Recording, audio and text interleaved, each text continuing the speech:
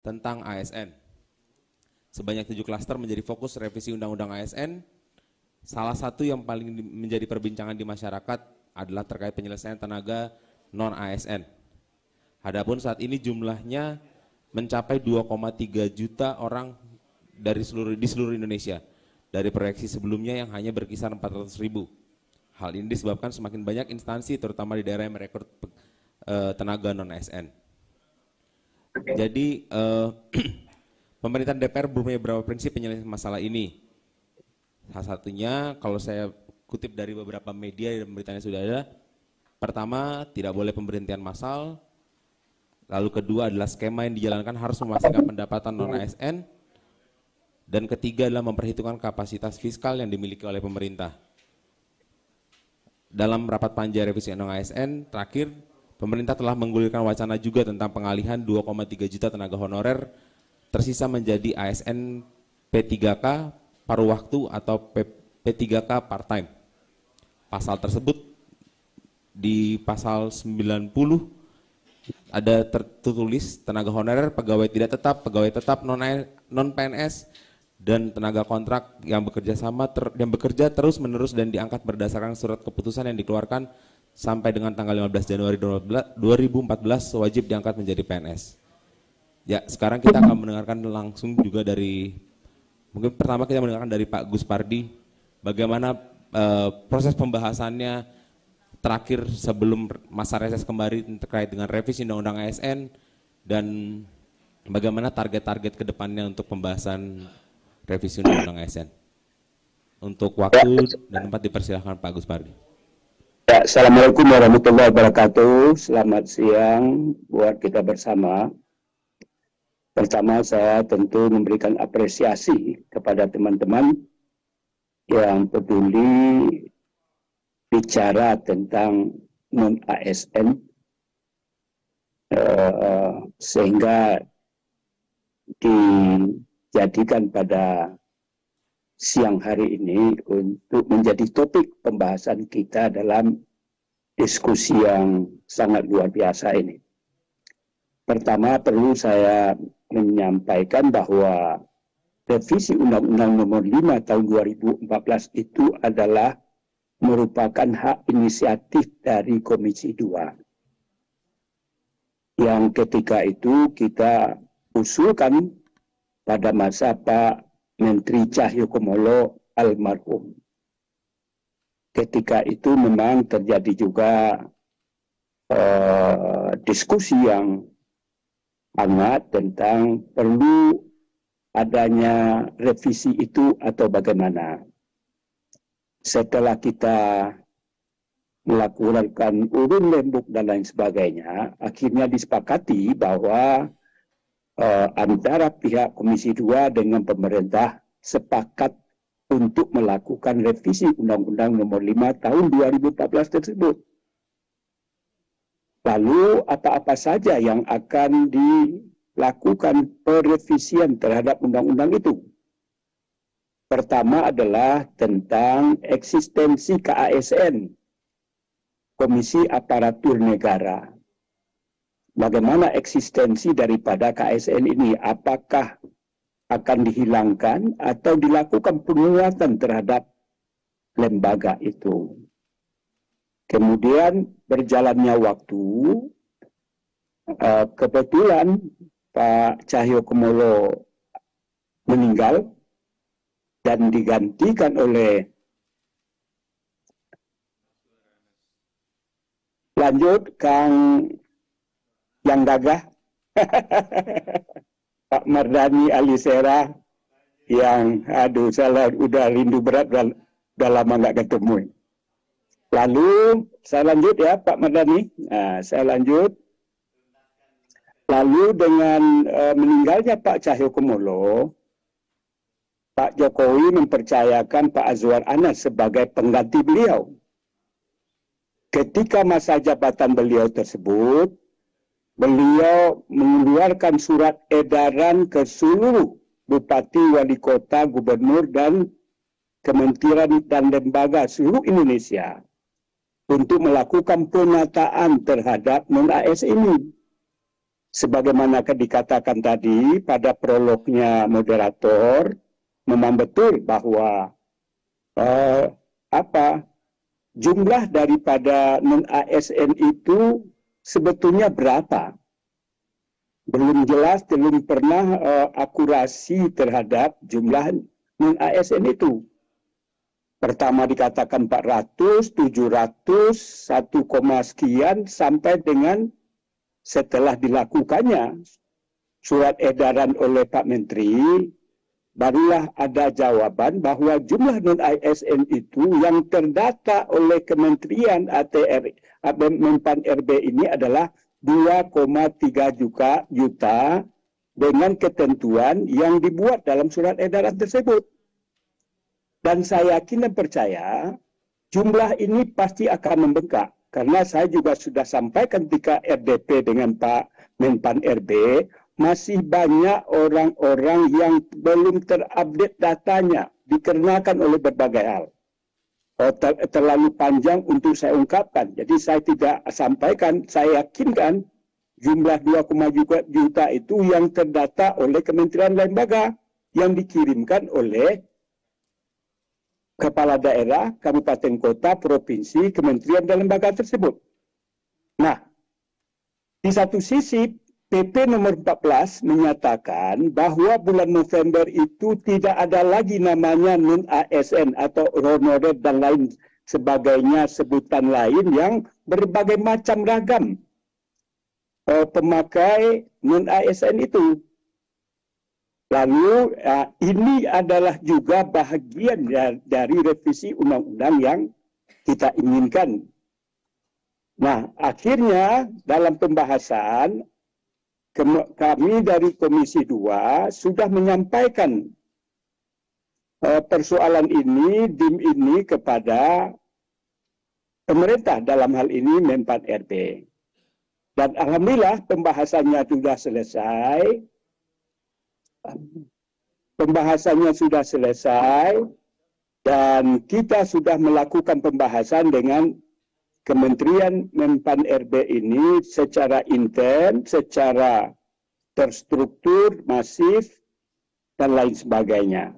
Nah, alhamdulillah ketika pembahasan itu memang dimunculkan oleh pihak pemerintah bahwa sebagaimana dikatakan tadi ada 7 klaster dan saya sebutkan tadi KSN, yang kita bahas pada hari ini adalah tentang pegawai honorer. Mau diapakan 2,3 juta itu? Lalu pemerintah menyatakan komitmennya dan kita dukung Komisi 2 terhadap komitmen yang disampaikan oleh pemerintah. Apa itu komitmen? Pertama adalah tidak akan melakukan PHK terhadap 2,3 juta itu. Alhamdulillah. Tentu sangat direspon oleh seluruh para honorer dan sebutan lain yang ada di kabupaten kota, provinsi, kementerian dan lembaga seluruh Indonesia. Yang kedua adalah jaminan yang disampaikan oleh pemerintah tidak akan berkurang kesejahteraan yang didapat ketika mereka berstatus sebagai non-ASN itu.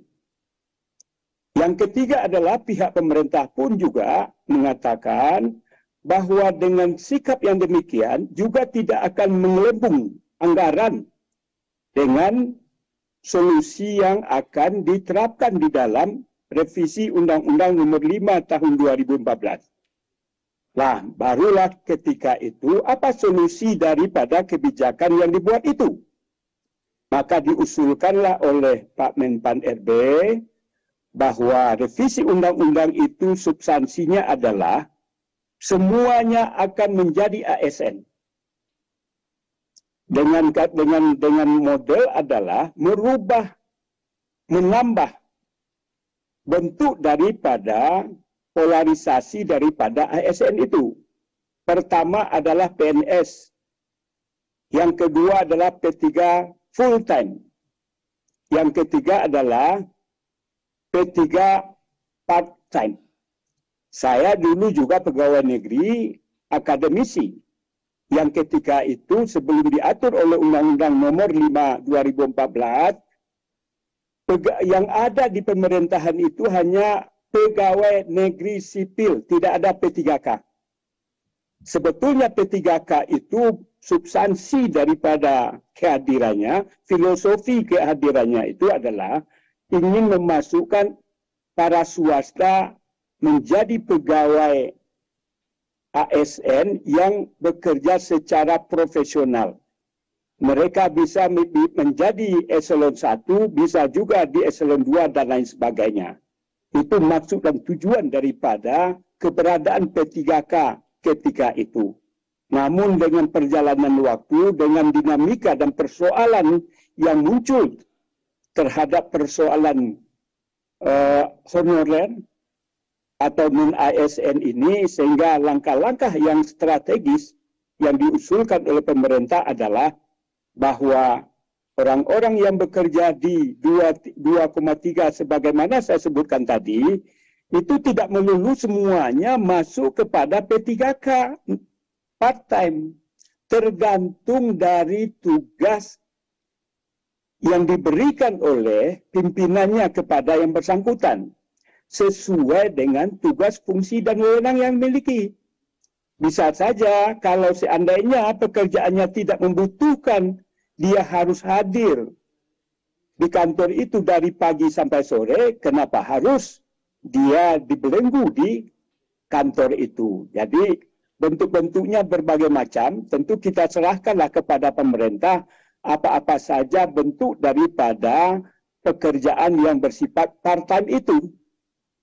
Nah, oleh karena itu, bisa saja guru di SMP dan SMA, karena dia mengajar bukan guru kelas. Dia mengajar guru pelajaran.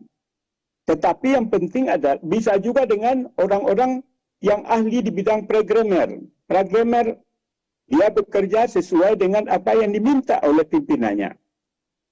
Itulah beberapa gagasan yang kita masukkan, dan alhamdulillah pembahasan tentang revisi undang-undang ini sudah selesai kita lakukan di Komisi 2 bersama pemerintah sebelum masa sidang ditutup oleh pimpinan DPR. Namun karena kita menghadapi masa reses, sehingga kita menunda pelaksanaan daripada pandangan mini fraksi, yaitu pleno tentang penetapan daripada revisi undang-undang ini.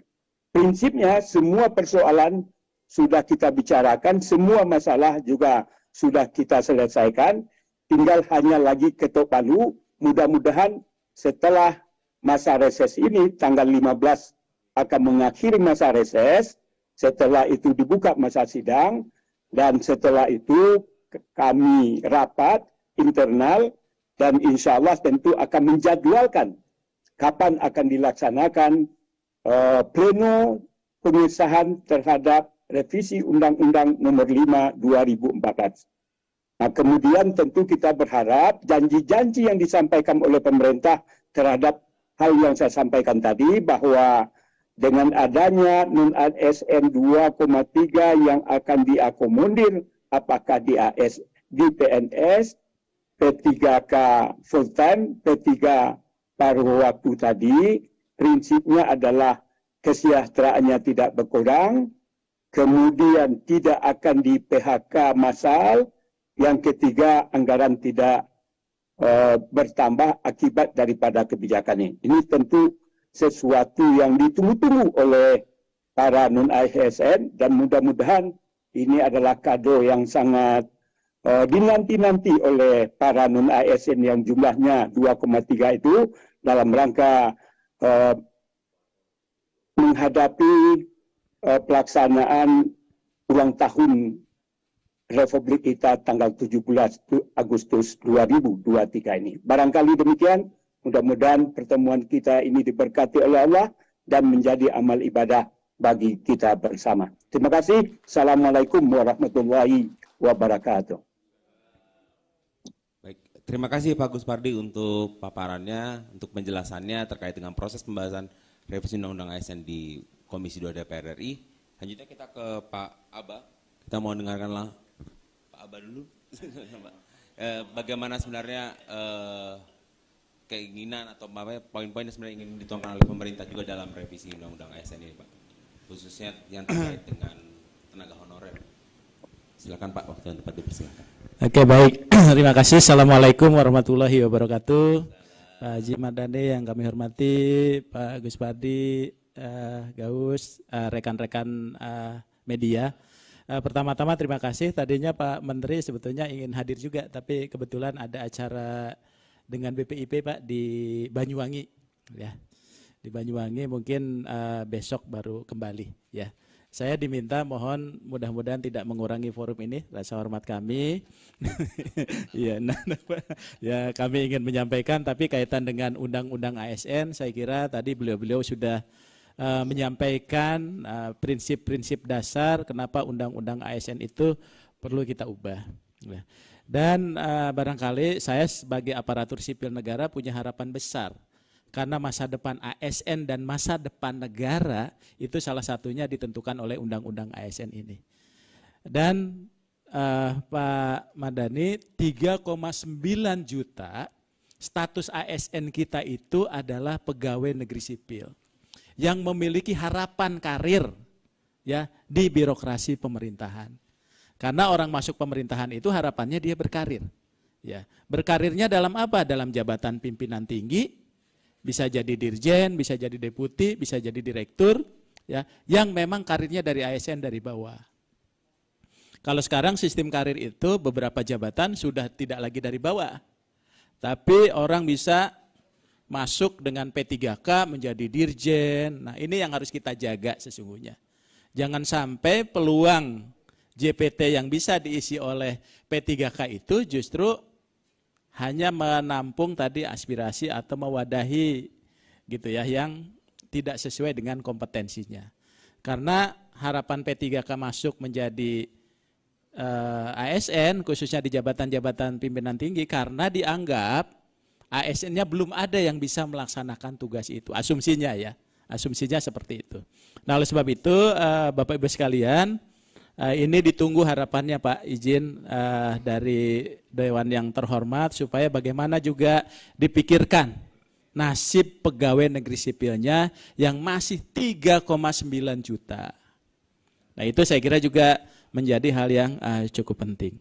Dua hal tadi lanjut yang disampaikan, tadi sudah disampaikan bagaimana substansi-substansi di dalam rancangan Undang-Undang Aparatur Sipil Negara. Ya, walaupun sebetulnya kalau kita bicara di rancangan Undang-Undang Aparatur Sipil Negara itu ada beberapa yang memang belum bisa diimplementasikan, Pak. Ya, sistem penggajian kita juga kita belum tuh, ya, belum merata, Pak. Padahal itu harapan yang paling besar, ya. Jadi belum merata, ya. Jadi ada yang mata air, ada yang air mata, Pak. Jadi ya belum semuanya merata, gitu ya. Jadi itu justru menjadi bagian penting dalam kerangka kesejahteraan ASN kita. Mudah-mudahan ini pun jadi substansi di dalam RUU ASN ini, ya, karena itu harapan seluruhnya, termasuk keadilan bagi yang diangkat menjadi P3K. Nah, P3K ini sebetulnya tujuannya adalah kita ingin mengakomodasi tenaga-tenaga profesional, para diaspora yang ada di luar negeri, Pak. Kalau sekarang dia jadi PNS, di luar negeri sudah jadi profesor, dia akan jadi asisten ahli lagi, kan gitu ya. Harapannya dengan P3K itu dia di sana profesor, ke sini pun profesor, kan gitu, Pak. Ya, kalau dia PNS dia harus dari bawah, kan gitu. Nah, prinsip dasar ini barangkali yang menjadikan bahwa P3K itu sangat diperlukan. Kita tidak ada tenaga ahli di bidang kapal, ya. Kalau dia langsung dari PNS, wah ternyata belum, ternyata ada ahli di luar. Itu P3K seharusnya dia bisa dilakukan, gitu ya. Lanjut. Nah, oleh sebab itu lanjut aja, ya. Lanjut ya, reformasi birokrasi kita yang sudah kita lakukan itu di bidang SDM adalah bagaimana tadi kita hadapi berbagai permasalahan di ASN sehingga Bapak Ibu sekalian ASN itu fokus bekerja. Ya, dia terlepas dari kecurangan, dari politisasi dan sebagainya. Ya, sehingga betul-betul ASN itu bisa fokus bagaimana mencapai kinerja. Kalau kami sih ingin fokus bahwa dengan undang-undang ini juga kami bisa fokus bekerja, tapi juga kami dihargai. Ya, kami dihargai. Sehingga apa? Tadi ketika kita fokus bekerja, kesejahteraannya juga diperhatikan, sistem karirnya diperlakukan adil, Ya mungkin ini akan menghindari hal-hal yang sering terjadi saat ini. Ya tadi ada kecurangan dan sebagainya. Di daerah Pak itu juga harus lebih dilindungi lagi. Ya karena politik di daerah juga mungkin akan berbeda dengan di kita. Ya dia suruh netral tapi susah. Ya mereka bilang Pak kalau kami netral, karir kami ikut netral. Nah ini yang repot gitu ya. Nah ini ya artinya Bapak Ibu sekalian perlindungan di dalam undang-undang ini penting Pak. Ya. Kalau udah netral karir repot Pak, naik enggak turun enggak. Gitu ya, itu ya. Nah, oleh sebab itu Bapak Ibu sekalian, masalah-masalah non ASN ini pun bukan hanya tadi dituntut tapi dari aspek ASN-nya pun harus dapat porsi perhatian. Tapi penegakan disiplin jadi penting. Ketika sudah kita lakukan seperti itu, penegakan disiplinnya menjadi penting. Kita sikat tuh ASN-ASN yang memang melakukan pelanggaran. Jadi ada keseimbangan. Ya. Ada keseimbangan. Jadi artinya kalau saat ini kan ASN itu sering jadi objek gitu ya. Beda dengan dulu. Nah, oleh sebab itu Bapak Ibu sekalian, fasilitasnya belum kita dapat secara penuh sebagai aparatur sipil negara. Berapa gaji seorang deputi, seorang dirjen dibandingkan dengan direksi misalnya. Padahal punya beban yang sama gitu ya. Nah ini Bapak Ibu sekalian penting. Lanjut. Nah kita punya banyak regulasi sesungguhnya ya. Kita sudah banyak regulasi dan regulasi di dalam Undang-Undang 5 2014 itu belum semuanya bisa terimplementasi. Ya. Tapi perubahan-perubahan itu kan terus bergerak ya. Perubahan-perubahan itu terus bergerak. Nah dengan perubahan-perubahan itu barangkali menuntut ke arah yang lebih baik.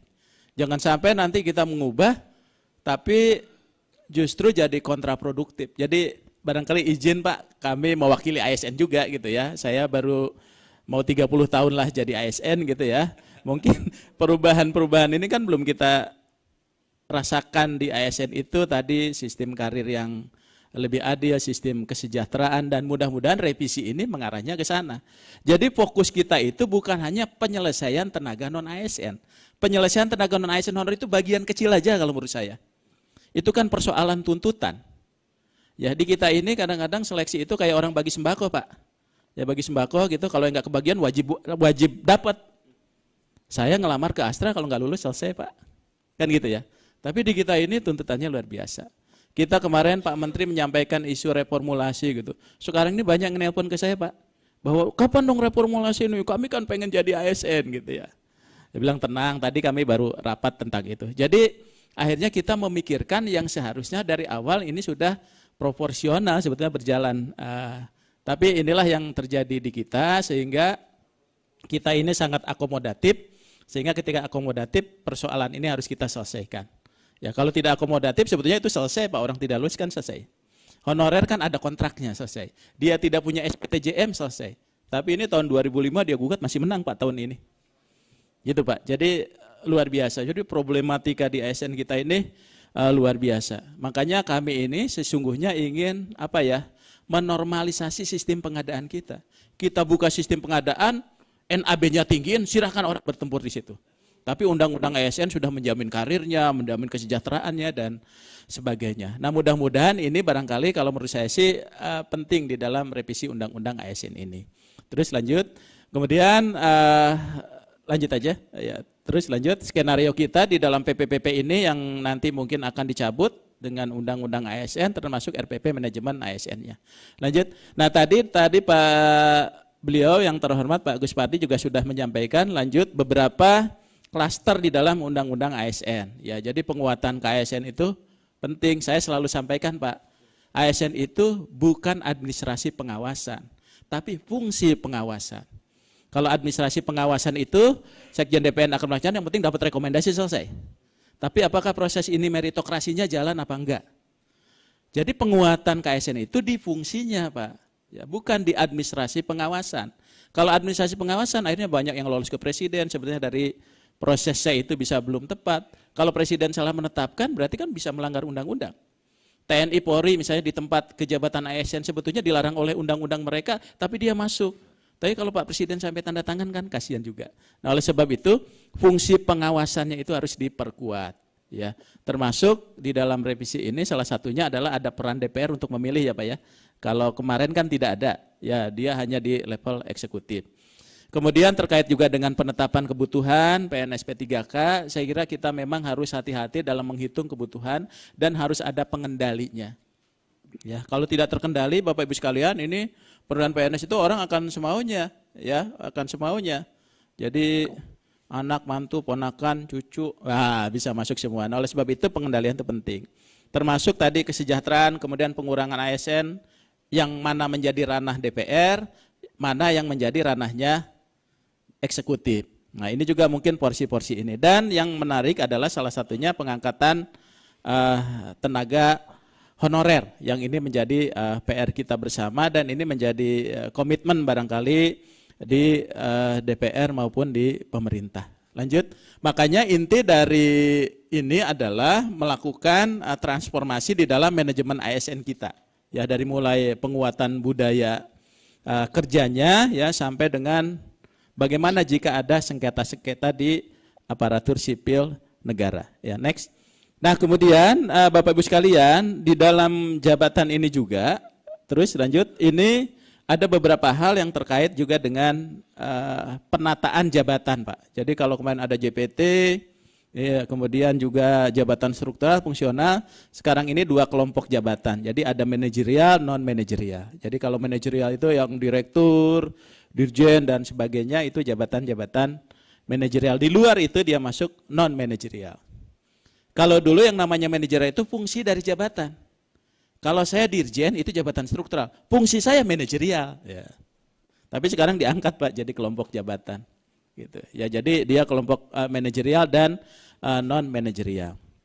Nah, kemudian ini juga terkait dengan pengangkatan tenaga honorer atau non-ASN. Ini banyak kita tidak bisa pungkiri juga bahwa peran tenaga non-ASN juga dalam rangka mendukung pemerintahan dan pelayanan publik itu cukup signifikan.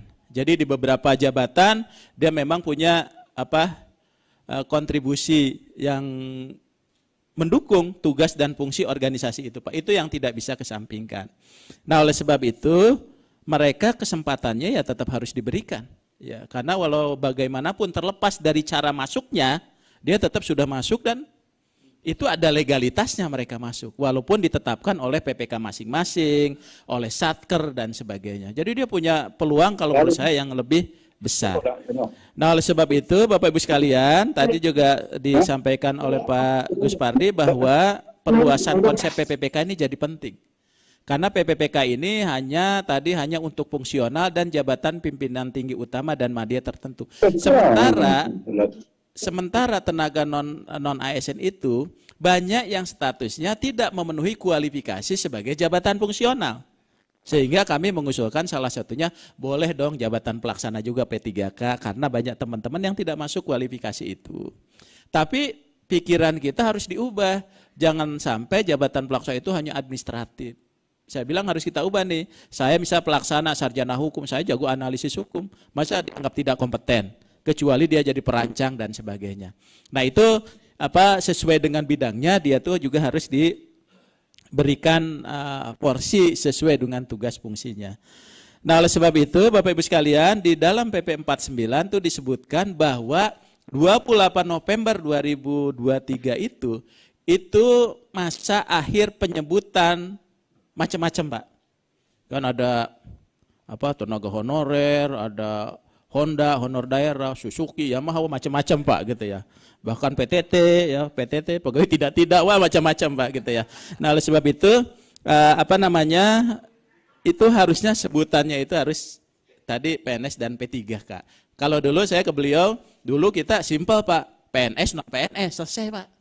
Yang punya bayar masing-masing di luar gaji PNS silakan, nggak pernah ribut. Sekarang begitu ada P3K, harusnya menyelesaikan masalah ya. Namanya itu menyelesaikan masalah dengan tidak bermasalah gitu harus gitu ya Pak ya. Nah, itu artinya Bapak Ibu sekalian memang tadi ada usulan kaitan dengan lanjut Mas ya. Kaitan dengan lanjut ya.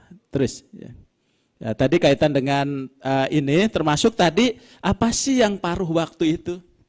Ini orang gempar kan kemarin dengan sebutan paruh waktu dan sebagainya. Prinsipnya Bapak Ibu sekalian, ini ada persoalan bahwa ketika kami melakukan seleksi Pak, orangnya diangkat, tapi belum bisa bayar. Akhirnya dia tadi pengangkatannya. Ini persoalannya apa? Persoalan uang, Pak, persoalan anggaran.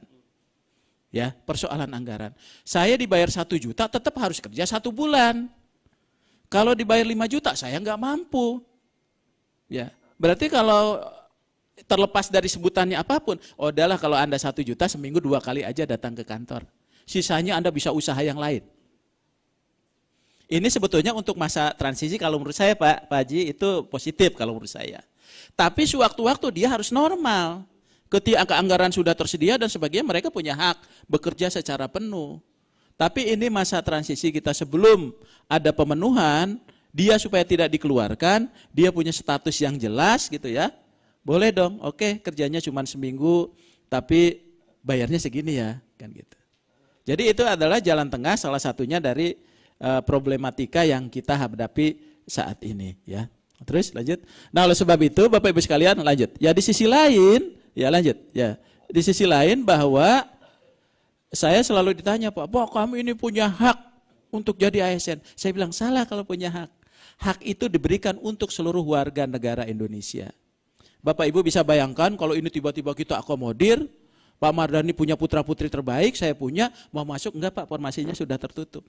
Ya, jadi jangan sampai juga kebijakan ini kita menutup putra-putri terbaik kita untuk jadi ASN. Walaupun di non-ASN juga banyak orang-orang yang hebat. Tapi yang fresh graduate dan sebagainya gitu, itu juga kan harus punya porsi dan kesempatan yang sama. Ya, karena di dalam sistem meritokrasi itu arahnya ke sana, baik PNS maupun P3K. Lanjut. Dan memang tujuan ASN kita, ya tujuan ASN kita tadi Bapak Ibu sekalian, mulia sekali tuh, kita ingin memiliki karakteristik pribadi, penyelenggara pelayanan publik, ya peran sebagai perekat NKRI karena ada di mana-mana, makanya dia harus netral tadi, ya intelijensianya dan sebagainya, termasuk perilaku Pak, ya termasuk perilaku. Kan ini luar biasa sebetulnya. Jadi kalau kita merekrut sembarangan, ini dampaknya tidak sesuai dengan ekspektasi negara. Ini kan ekspektasi negara terhadap ASN. Prinsipnya dia kompetitif dan sebagainya. Ya, nggak ada lagi tuh Bapak Ibu sekalian kalau ada orang sampai terjadi tadi, selalu mau orang BKN, orang Menpan saya bisa masuk, itu pasti bohong, unsurnya penipuan. Nggak akan pernah percaya. Jadi artinya tidak mungkin hal itu bisa terjadi. Ya, kalau dulu saya KKN masih bisa Pak, dihajar KKN-nya jadi NKK masih bisa, nolong kawan-kawan Pak, gitu ya. Kalau sekarang udah nggak bisa lagi Pak. Jadi kalaupun ada orang yang membawa orang terus masuk, itu unsurnya kebetulan Pak. 5 orang saya janjikan, 2 orang masuk. Kebetulan Pak gambling. Ya, jadi hati-hati Pak gitu ya. Tapi jangan dilakuin Pak gitu ya. Itu contoh ya. Terus lanjut. Nah, kemudian lanjut. Ya, saya lihat dari komposisi kita masih 3,9 juta itu masih PNS Pak. Nah, si PNS itu masih di sini yang harus kita lindungi selain P3K tadi. Karena dia sudah berkarir dari nol gitu ya. Dari nol dia berkarir dan orang-orang hebat di sana pun di KKP, di kehutanan, ahli-ahli di bidang itu sangat banyak kalau menurut saya. Nah, oleh sebab itu ini juga mungkin harus jadi perhatian kita. Dan fokus kita nanti adalah ke jabatan-jabatan fungsional Pak. Karena kalau karir di jabatan struktural itu hanya 8% dari struktur jabatan kita. Ya, kita nggak bisa berebut jadi direktur semua, jadi dirjen semua. Makanya sistem karir kita itu yang 54%, termasuk yang akan narik ke yang 38%. Ya, yang 38%. Terus lanjut, fokus kita memang masih di di bidang pendidikan dan kesehatan Pak, karena itu kebutuhan dasar, layanan dasar yang harus diterima oleh masyarakat. Bapak Ibu sekalian, barangkali kalau kita lihat dari komitmen pemerintah dari 2005 itu kita sudah mengangkat 1 juta lebih. Makanya tadi kalau di dalam data itu ada yang masih SD, SMP itu peninggalan lama Pak. Nah, padahal tantangan kita ke depan ini juga masih luar biasa ya. Terus lanjut. Nah, makanya dari pendataan ini yang tadi 410.000 ketika didata ini bengkak Pak jadi 2,3 juta. Ya, jadi yang tersembunyi itu keluar semua tuh. Ya. Nah, oleh sebab itu Bapak Ibu sekalian, kenapa pendataan ini dilakukan? Pertama, Bapak Ibu sekalian, kita ingin mengetahui berapa sih potensinya. Ya. Sebetulnya bukan asumsinya dengan pendataan ini akan serta-merta diangkat, tapi kita harus tahu dong potensinya. Berapa sih jumlah sesungguhnya sehingga ketika ada kebijakan pemerintah ada basis datanya. Bayangkan kita ngomong diangkat, tapi kita nggak pernah tahu tuh berapa jumlahnya. Iya kan? Ini juga 2,3 belum tentu loh Pak, karena ada juga yang tidak terdata. Saya yakin ini selesaikan masih akan muncul. Berapa jumlahnya kita juga nggak tahu. Ya yang tahu mungkin Tuhan yang Maha Kuasa Pak. Jadi sulit juga nih kita berapa jumlahnya. Nah oleh sebab itu Bapak Ibu sekalian, tapi yang paling penting adalah kalau kita konsisten dengan basis data ini, yang kita selesaikan itu yang 2,3 juta itu setelah dilakukan hal oleh BPK. Ya jadi jangan-jangan SPTJM-nya palsu nih. Kasihan yang orang kerja beneran. Itu juga penting Pak. Jadi prinsip keadilan juga kalau menurut saya itu jadi penting gitu ya. Jadi bukan semata-mata kita mengangkat, tapi prinsip keadilan juga penting. Nah ini dari jumlah ini. Nah oleh sebab itu tadi dengan beliau, dengan yang terhormat di Dewan gitu sudah menyatakan bahwa udah ini kita berjalan ini tapi hindari adanya PHK massal. Karena kalau ini juga kita lakukan maka tadi khawatir berdampak kepada pelayanan publik. Ya. Kemudian pendapatan mereka juga harusnya tetap dong gitu ya. Kemudian juga tidak ada, tapi jangan ada pembekakan anggaran yang tiba-tiba negara kinerjanya biasa-biasa aja ASN-nya, tapi uangnya bengkak. Nah, yang terakhir ada regulasinya yang memayungi itu. Ya, sehingga nanti untuk dampak keuangan dan sebagainya itu bisa kita lakukan dengan baik dan masih tetap memberikan kesempatan pada XTHK 2. Terus lanjut ya. Nah kemudian lanjut aja, ya lanjut. Kemudian kita fokus kita Pak di sektor pendidikan, kemudian yang sekarang kita buka untuk PNS, kesehatan dan penegakan hukum yang PNS. Ya jadi pendidikan dan kesehatan itu menjadi prioritas karena memang kemarin serapan kita juga tidak terlalu banyak kalau lihat di tahun 2022. Lanjut, ya 2022 Pak serapan kita tuh kecil Pak. Jadi untuk tenaga kesehatan, kemudian juga untuk guru, ya itu rata-rata hampir 80%. Ya, jadi target kalau tahun ini kita bisa menyerap, mungkin 1 juta guru itu bisa terserap. Tapi yang paling prihatin adalah untuk yang seleksi tenaga teknis lainnya. Itu hanya 46%.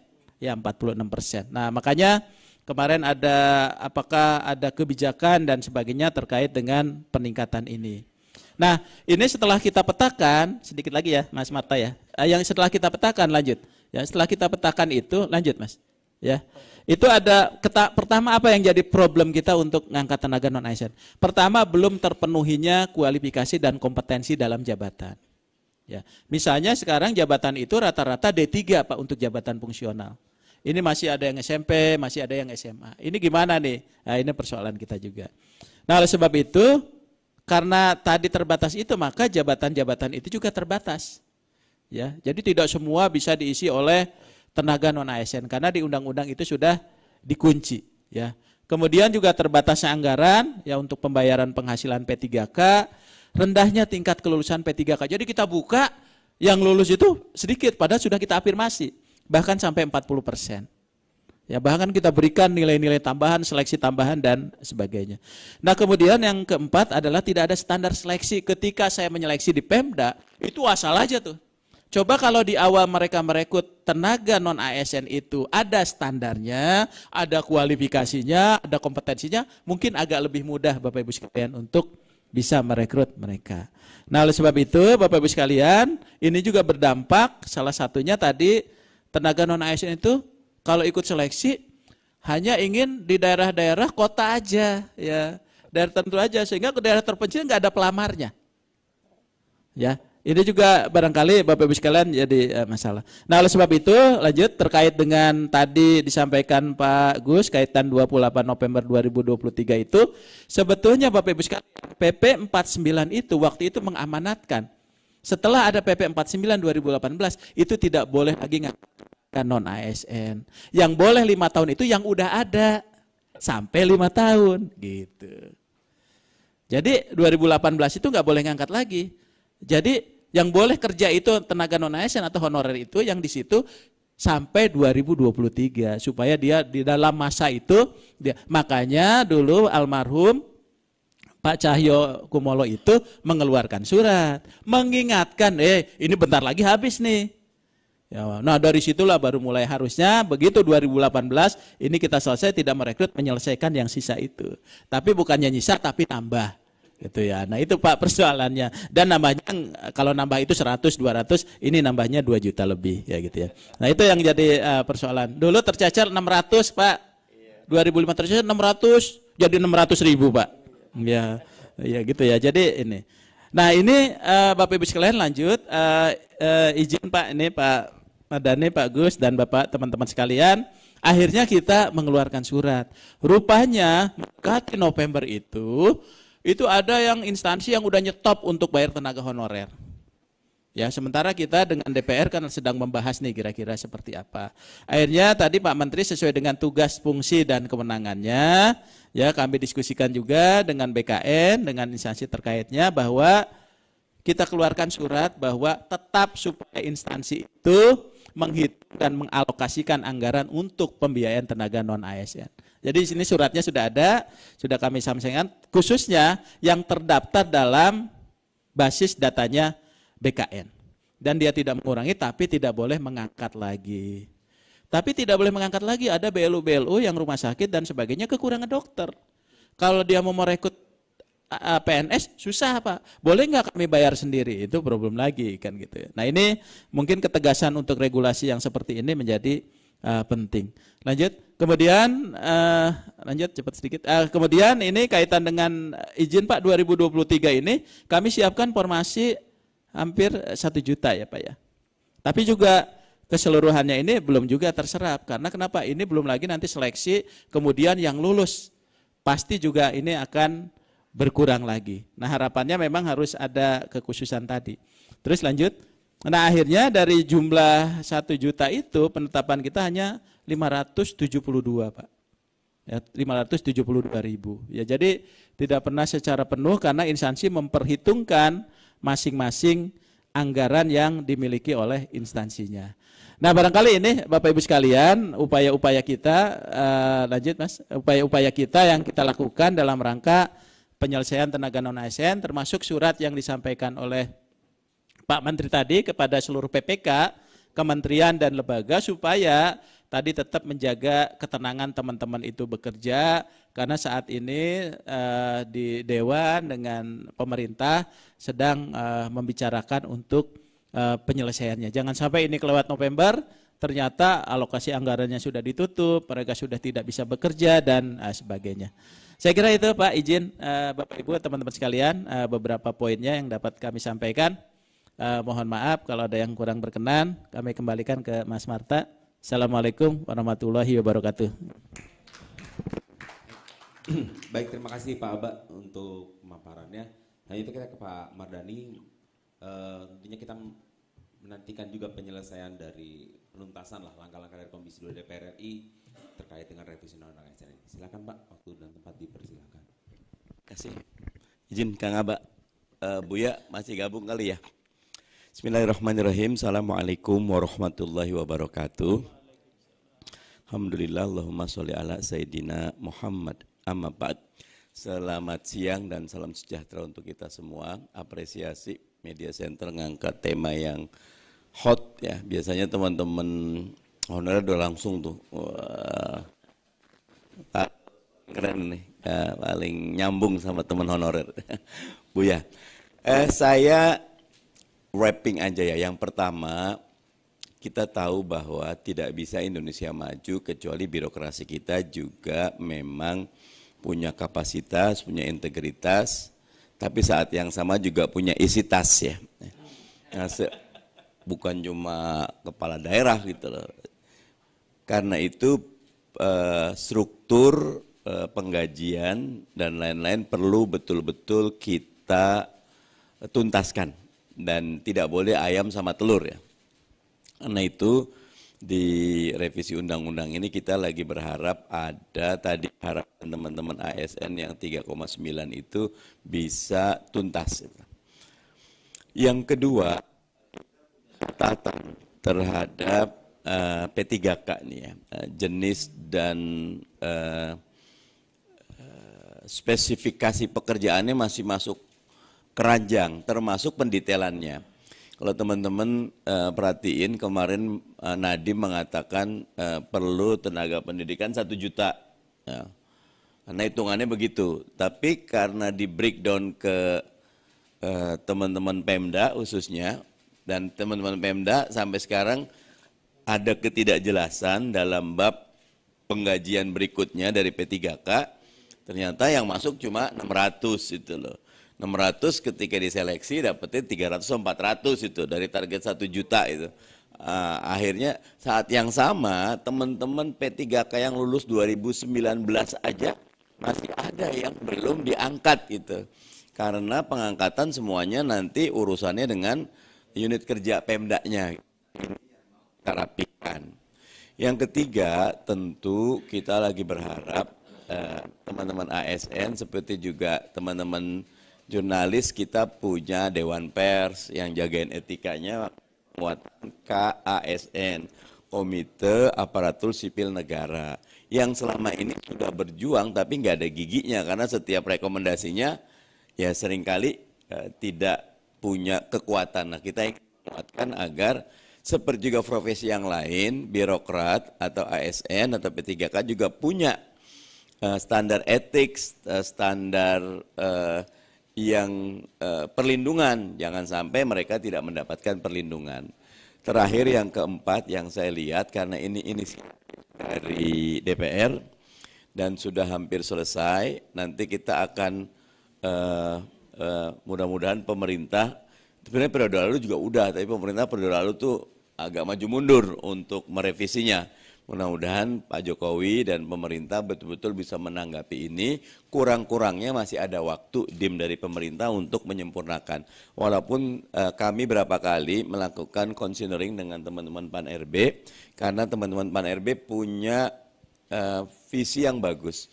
Nggak usah nunggu selesai, dari sekarang aja kita bisa koordinasi, sehingga ketika udah jadi, diserahkan ke pemerintah, DIM-nya udah jadi, cepat jalannya. Karena memang kita punya masalah untuk tadi meningkatkan kualitas, kapasitas, isitas dari ASN.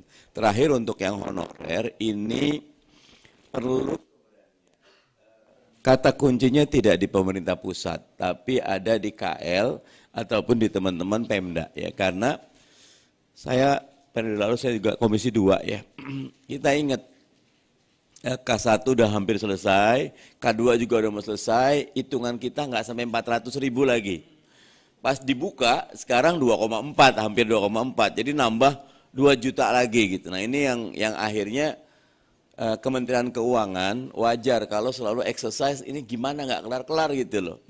3,9 ditambah 2,4 jadinya tidak sesuai dengan reforma birokrasi. Reformasi birokrasi itu miskin struktur, kaya fungsi gitu loh. Apalagi Pak Jokowi udah pokoknya eselon 34 hilang gitu loh. Nah itu banyak yang kebingungan 34 hilang karena di unit-unit kayak Surabaya yang Pemdanya itu besar gitu loh, penduduknya banyak, ketika 34 nggak ada, mereka sulit gitu loh. Nah makanya kritik kami tidak bisa penyelesaian ini melalui parsial, tapi dia harus integral dan menyeluruh. Kita sudah punya desain besar reformasi birokrasi, tapi sayangnya sejak zaman Pak Yusuf Kalla dulu, periode lalu, itu belum tuntas. Mudah-mudahan semuanya bisa kita akomodasi di rancangan undang-undang ASN yang baru.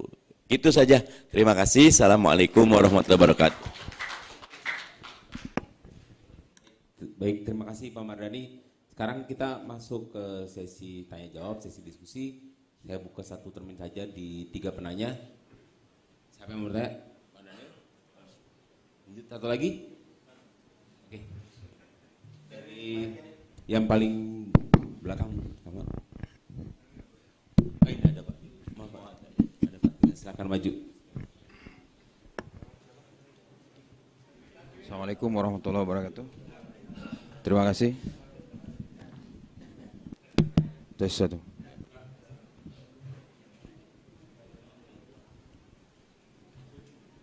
Ya, terima kasih. Saya Daniel dari Harian Terbit. Kepada Bapak Abah Subagja dan Bapak Dhani Adisera yang kami hormati. Dari tahun ke tahun kalau kita ngelihat perkembangan pengangkatan ASN yang terkesan masih saja kurang gitu ya, terutama memang yang digarisbawahi adalah untuk di tenaga pendidikan dan kesehatan gitu. Nah, yang terbaru adalah kekurangan guru di beberapa daerah itu kan sampai ratusan dan ribuan gitu. Jadi kira-kira apa dari upaya dari DPR untuk mempressure agar memang generasi-generasi di daerah itu tidak lari ke kota dan mencari pekerjaan-pekerjaan swasta, kemudian sudah tidak ada keinginan lagi untuk menjadi tenaga pengajar gitu ya. Nah, kemudian yang saya garis bawahi tadi Bapak Abang Subagja, untuk kalau dijadiin ASN tidak mau lagi ke pelosok-pelosok gitu, sehingga di pelosok di daerah-daerah kekurangan. Tapi yang saya tahu di dalam undang-undang bahwa kalau memang sudah diangkat sebagai PNS, itu kan harus patuh untuk ditaruh di posisi di lokasi mana saja gitu kan, seperti itu. Nah, ada korelasi yang kita lihat bahwa banyak sekali warga negara kita sendiri di usia produktif itu malah pindah warga negara. Ini kan ada hubungannya dengan carut marutnya birokrasi di negeri kita yang masih jauh lah dari kata ideal gitu ya. Dan dari satu sisi ada banyak sekali pemberitaan soal penyerapan anggaran yang masih minim di daerah. Padahal apa susahnya sih, kan berbeda dengan misalnya persoalan outsource dana harus diserahkan ke orang-orang yang tepat, yang bisa dipercaya. Tapi kalau soal anggaran itu kan yang umum kita ketahui, kan kita tinggal memberikan saja hak-hak orang itu. Kenapa susah sekali gitu? Jadi itu aja, terima kasih.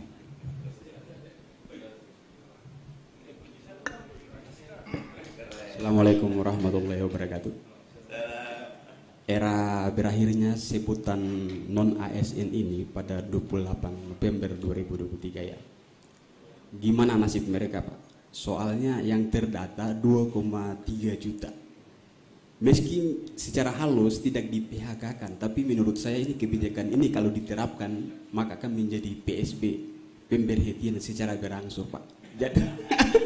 Jadi bagaimana Pak melihat kebijakan hal ini? Terima kasih.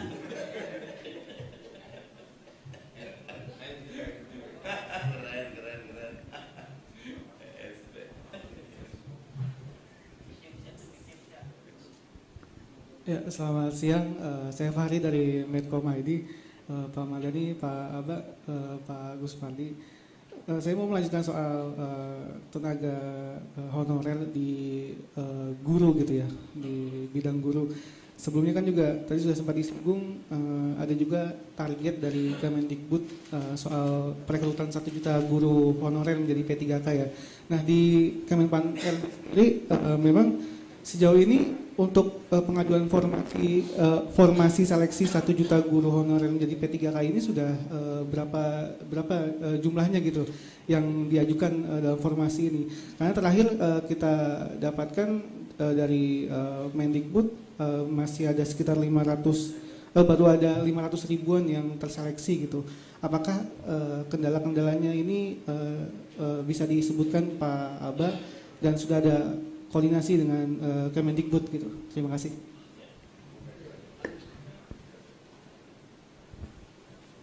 Baik, terima kasih. Saya Freddy dari JPNN. Pertama untuk Pak Gus Pardi dan Pak Dani Sera. Abang berdua mungkin mewakili Komisi 2. Saya ingin pertanyaan, apakah serius merevisi Undang-Undang ASN?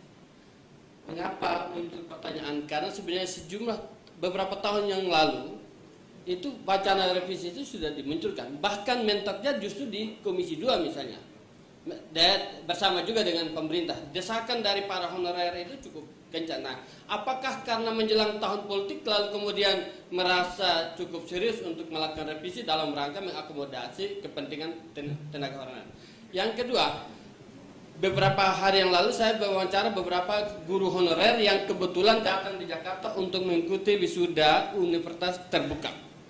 Dan saat itu pengangkatan adalah ijazah SMA dengan gaji sebagai guru honorer di daerah terpencil, saya sebut saja di Sumba Barat Daya NTT itu ada yang 750, 800 bahkan